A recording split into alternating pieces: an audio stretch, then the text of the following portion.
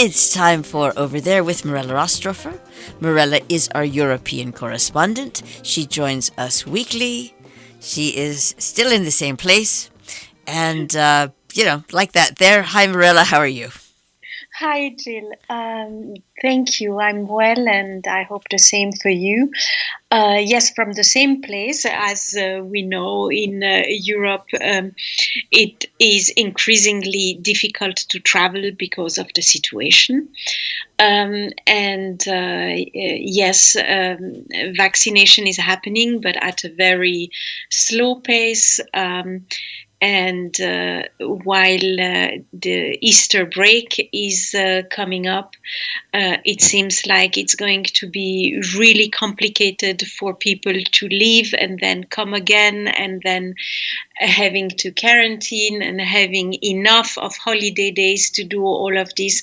So it's a little bit complicated, but maybe some movement is still going to bring a little bit of a better mood. And because I'm talking of a better mood, I would like to actually talk to you about an article that I read that caught my attention because it's about positive news.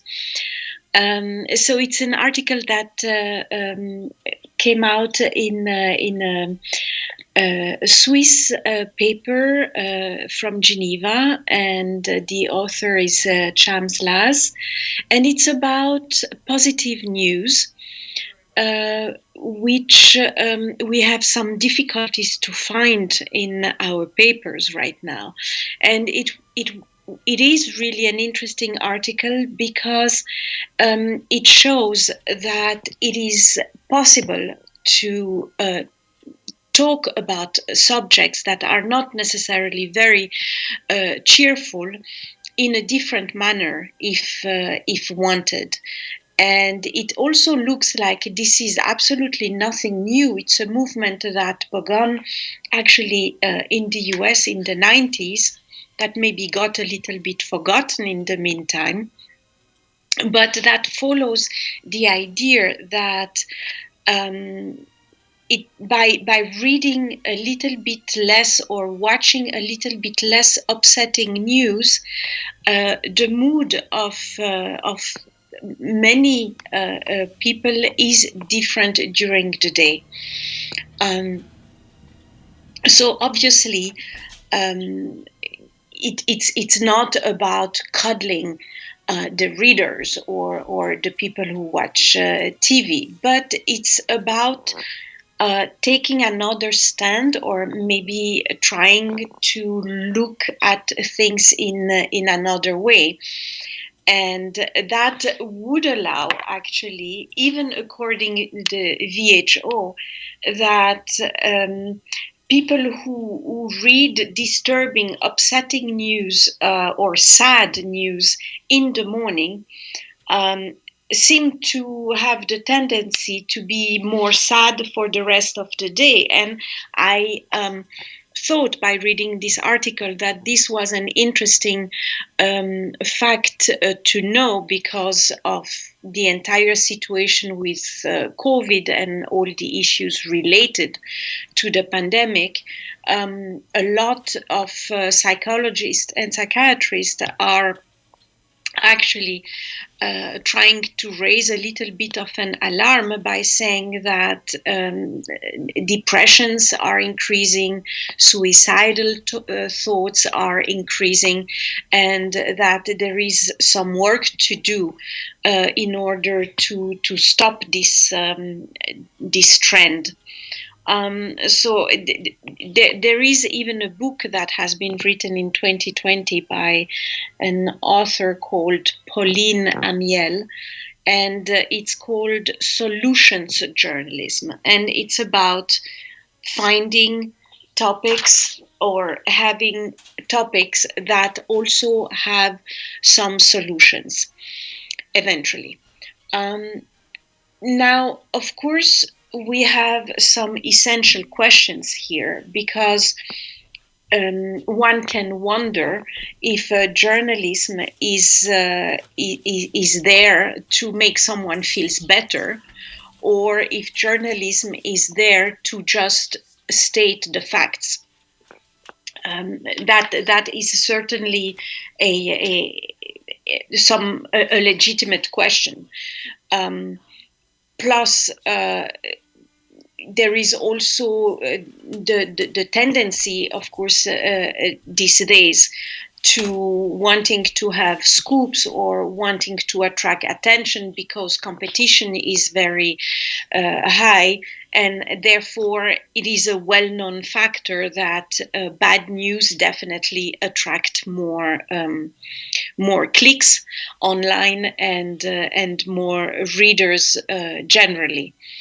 But there is a demand, and therefore there is also an offer. And I went through some of those magazines or podcasts or newsletters that are really trying to approach news in a different manner. I can only recommend going through them. I went through one magazine, for example, called Positive News. It's a UK magazine. And I was surprised to see that they actually don't ignore the subject, because that's always a little bit the fear that one would just ignore a serious topic in order to just kind of coddle the readers. That's not the case. It's more about taking very serious subjects like wars, like the pandemic, like the environment, for example, very much so. Taking them and showing, for example, talking about the facts and showing how, for example, some people reacted to those facts and did some innovative thinking that drove them to also some action. So I thought that it was an important topic to maybe put out there, even though it's nothing new. There is a little bit this pressure of always having to read the news, of always hearing about all the negativity and all the bad issues that are surrounding us at the moment, and without taking anything away from those topics, and really with all due respect, it seems like there is a different kind of journalism that is possible, that is also maybe less based on rumors or on negativism, and based on fact, and putting out their solutions, which might not always be the right solutions, but just having another kind of attitude towards news, towards issues, and towards, for example, the pandemic that we are all going through these days. So that's the reason why I felt that today it was maybe important to highlight the fact that there are a lot of newsletters, a lot of podcasts, a lot of important media groups that are having that kind of demand, and that are also offering some alternative readings that is far from being stupid, but that just take another angle. And one other question, in the WHO report, did they say anything about vibration? No, I mean, I didn't read the report myself. Okay.